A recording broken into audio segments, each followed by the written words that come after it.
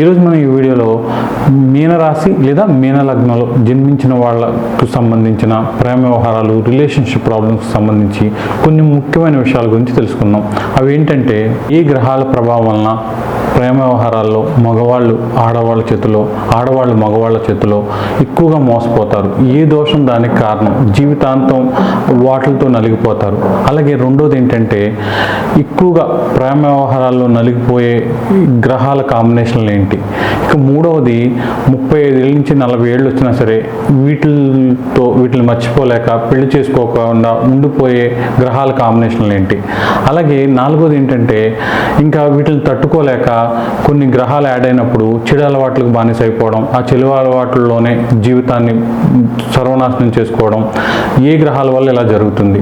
ఇక ఐదోది ఏంటంటే, కొంతమందికి ఎవరికి చెప్పుకోలేని అన్ఎక్స్ప్లెయిన్ ఇన్ నేచర్ అనమాట. అంటే 20 ఏళ్ళ వ్యక్తి ఒక 40 ఏళ్ళ వ్యక్తిని, ఆడవాళ్ళైనా మగవాళ్ళైనా, వాళ్ళతో మ్యారేజ్ చేసుకోవడం, సహజీవనం చేయడం, వాళ్ళ పిల్లలకు తండ్రిగా ఉండడం, ఇలాంటివి జరగడానికి ఏ గ్రహాలు కారణం. అసలు ఇవన్నీ జరగకుండా, రిలేషన్షిప్ ప్రాబ్లమ్స్ రాకుండా ఉండాలంటే ఏమి రెమెడీస్ చేసుకోవాలి అనే విషయాలతో వీడియోని ముందుకు తీసుకొస్తాను. స్కిప్ చేయకుండా చూడండి.